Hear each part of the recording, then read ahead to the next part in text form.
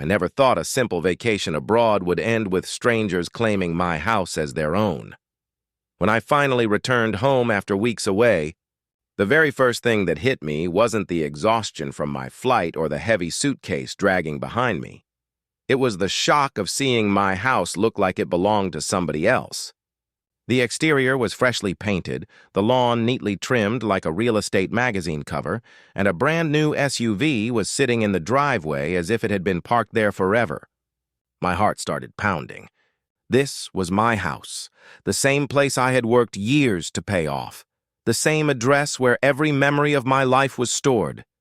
But now it looked like it had been transformed into someone else's dream home. As I walked up the porch steps, I noticed a new welcome mat I'd never bought, flower pots arranged perfectly, and even a decorative wreath hanging on the door. For a moment, I thought I had lost my mind and walked to the wrong house, but the numbers on the mailbox confirmed it. This was mine. My hand shook as I rang the doorbell. The door opened and a woman I'd never seen before leaned casually against the frame, chewing gum like she owned the place. She looked me up and down and said, "Can I help you?" My throat went dry, but I managed to say, "Yes, you can start by explaining why you're in my house." She raised her eyebrows, confused, before turning her head to call out, "Honey!" A man stepped out from the hallway, his expression a mix of irritation and suspicion, as if I were some salesman wasting his time. I straightened my back and said firmly, "I've owned this house for years. I just came back from a trip abroad and this is my property." The man gave a half laugh and shook his head. "You must be mistaken," he said. "We bought this house from the HOA president." That sentence hit me like a punch to the gut. The HOA president, Karen. My blood boiled instantly. If there was anyone in the neighborhood capable of pulling off something this insane, it was her, Karen. The woman who fined people for leaving their trash cans out 2 minutes too long, who made up rules on the spot and bullied anyone who questioned her authority. I yanked my phone out of my pocket and started recording. "Say that again," I demanded, and the couple repeated it. They bought my house from Karen. With that video saved as evidence, I turned on my heel and stormed straight toward Karen's oversized McMansion at the end of the block, each step echoing with rage. My fist hammered her door so hard I thought it might splinter. When it opened, there she was. Karen standing with her smug smile and perfectly folded arms, the very picture of arrogance. "What the hell did I just hear?" I snapped, shoving the phone in her face. "You sold my house!"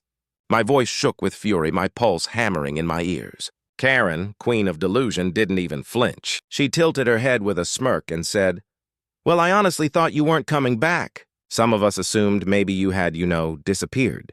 The community couldn't let the property sit there empty, so I did what was best for everyone."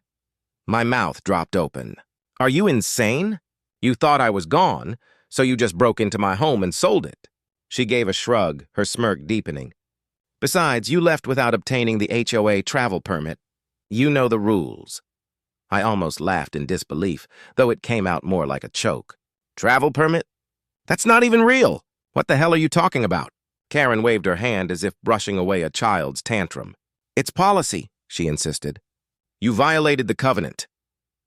Before I could explode again, the so-called new homeowner stormed up the walkway, his face red with anger. "Karen," he barked, "why is this man telling me he owns the house? You told us everything was legitimate." For once, Karen's smirk faltered. She stuttered, fumbling for an excuse, but I wasn't about to let her spin her way out. I turned on my phone camera again and captured the entire exchange.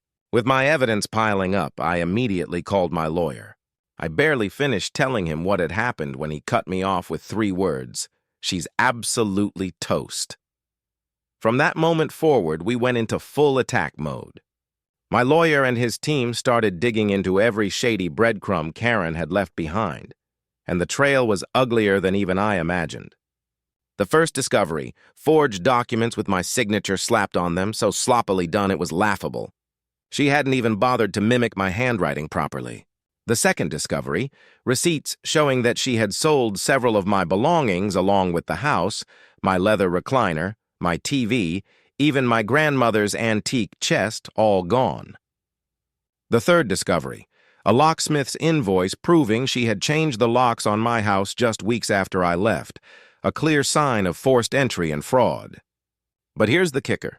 She hadn't just targeted me. Rumors began swirling that she had been sniffing around other empty homes in the neighborhood too, scheming to pull off the same stunt. I just happened to be the first one back to catch her red-handed. And as word spread, her reputation, once ironclad and feared, began to crumble. Neighbors whispered. Former supporters distanced themselves. And then came the final twist. The man who bought my house wasn't some clueless victim. He had money, power, and his own lawyers, and now he was just as determined as I was to bring Karen down. Suddenly, Karen wasn't facing one angry homeowner.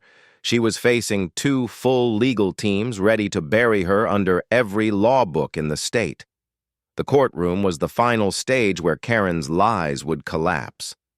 She strutted in with her usual smugness, clutching her HOA binder like it was a shield. But my lawyer came armed with undeniable proof, fake signatures in her handwriting, locksmith invoices showing she broke into my home, and a recorded clip where the new homeowners admitted she sold them the house. Karen tried to argue that I had abandoned my property and broken some imaginary HOA travel permit rule, but the judge wasn't buying it. Every time she opened her mouth, the jury looked more unconvinced, and my lawyer calmly shredded her excuses piece by piece. The final blow came when neighbors testified about her years of bullying, fines for mailbox colors, threats over lawn height, harassment that had driven some to the edge of selling their homes. For the first time, everyone saw who she truly was, not a leader, but a fraud. The verdict came swift, guilty of fraud, forgery, and trespassing. She was ordered to pay me damages, return everything she stole, and reimburse the family she scammed. The court also removed her from HOA leadership permanently. Her face turned pale as the reality sank in. Her power was gone, her reputation destroyed, her finances obliterated. Outside, neighbors who once feared her actually smiled, thanking me for standing up when nobody else dared. At our first HOA meeting without her, people spoke freely, laughing, sharing stories, and realizing the neighborhood finally belonged to the residents again. That night, I sat on my porch, my house restored, feeling relief like never before. Across the street, Karen's house sat dark and empty, a reminder of how arrogance and deceit always end the same way, falling apart in front of everyone. And as the sunset painted the sky, I knew one thing for sure. Justice doesn't just punish tyrants, it frees entire communities.